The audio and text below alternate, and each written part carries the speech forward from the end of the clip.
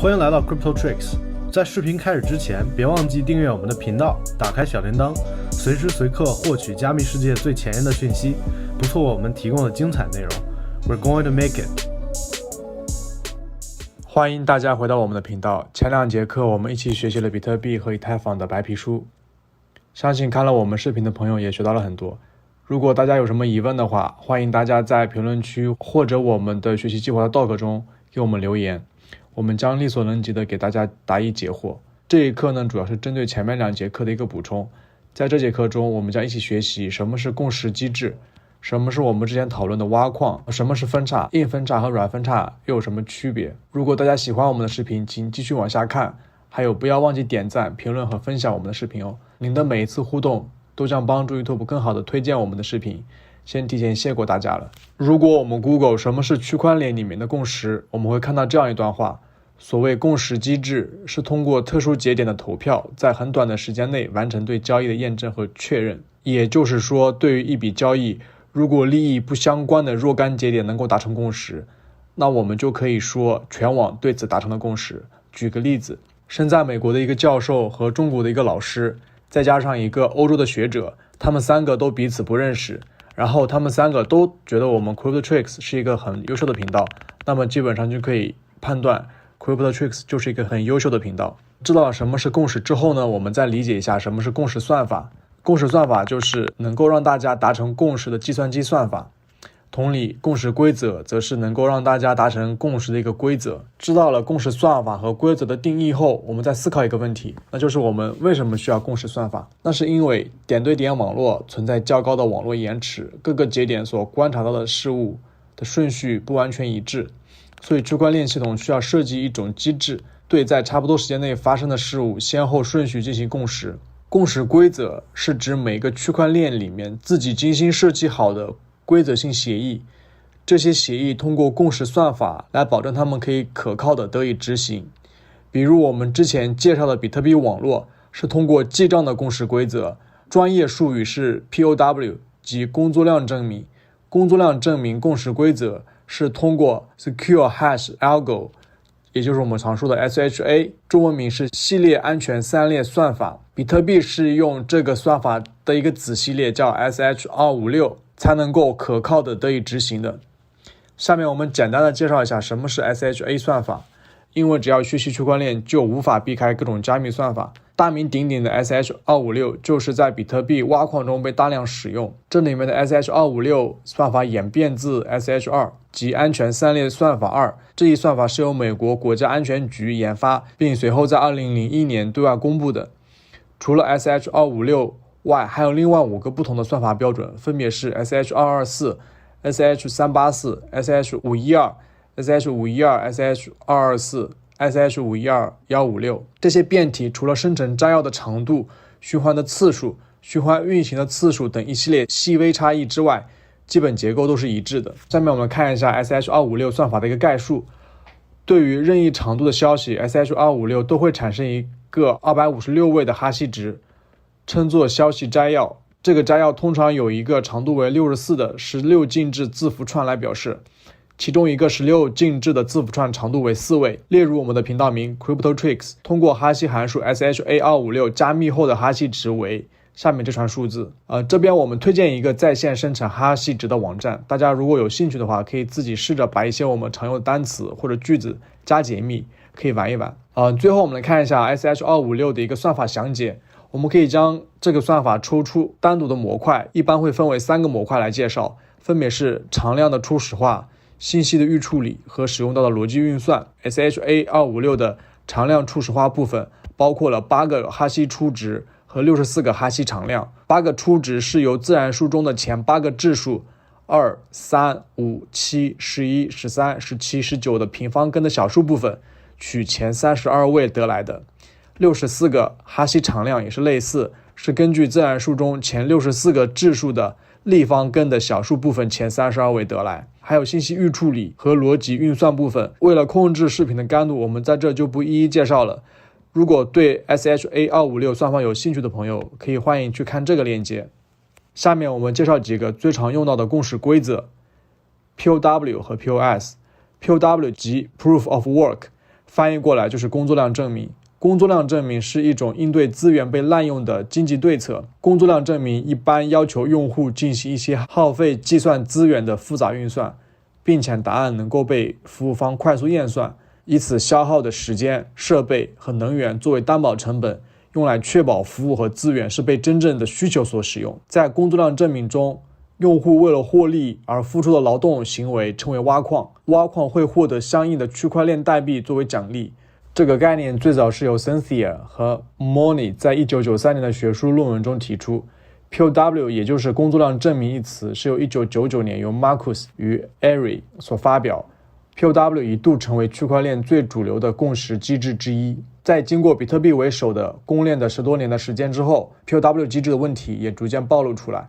比如越来越中心化和资源浪费。我们在以太坊 2.0 升级那期视频详细介绍过，这边我们就不再过多赘述了，如果有需要的朋友可以移步去看一下。这一节我们一起学习了什么是共识、共识的机制和共识算法。学完这一节后，我们一定要避免走入几个误区。下面我再来带大家回顾一下共识的几个重点。第一，多数认同的不叫共识，51%投票通过，75%投票通过，甚至90%投票通过都不叫共识。共识需要全票通过，虽然在现实中我们都知道没有100%，但是也需要在一个系统误差的范围之内。第二点，共识最重要的核心是让反对者能够搁置不同意见，拥护一个所有人都可以接受的社区解决方案。这就比如中国政府经常所说的搁置争议，共同开发，就是最典型的共识。第三点，共识不是让大家必须投下同意的赞成票，共识是要大家必须做出选择或者决策。关于共识，大家还有什么想要补充的，可以在我们的评论区留言，也可以在我们学习的计划中提出来。前面我们说到，用户为了获利而付出劳动的行为称之为挖矿。说挖矿可能有点抽象，其实挖矿就是以下工作的一个集合。第一，为全球的比特币交易记账，大概每10分钟出一张账单，抢到记账权的矿工就抢到了将全球比特币交易记录打包到区块链上一个区块的权利。第二，帮助比特币系统记账，系统会给记账的矿工一笔奖励，这也就是比特币发行的一个过程。在最早的时候大概是50个比特币的奖励，该报酬每4年都会减半，现在每10分钟比特币网络可以产生 12.5 个比特币。第三，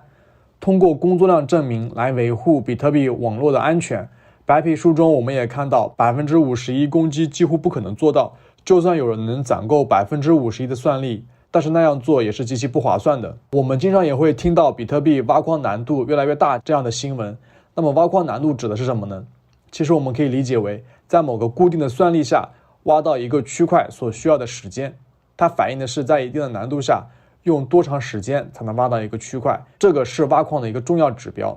我们先把这个词的意义搞清楚。另外一个大家经常说的就是算力，算力指的是矿机每秒能够产生哈希碰撞的能力，也就是此比特币矿机产出比特币的计算能力。每隔2周，比特币的挖矿难度就会根据最近这个周期开采的区块数量而进行调整，以保证约每10分钟会产生一个新的区块。这边再补充一个常识，在2009年比特币诞生的时候，每一个区块的奖励是50个比特币，诞生10分钟后，第一批50个比特币就生成了，所以此时的货币总量就是50。随后比特币就以每10分钟50个的速度增长，当总量达到1050万个的时候，也就是2100万的 50%， 区块奖励就会减半为25个。当总量达到1575，也就是2100万的3/4的时候，区块奖励再减半为 12.5个。比特币系统每4年的产量都会减半，之后比特币的总数量将被永久限制在约2100万个。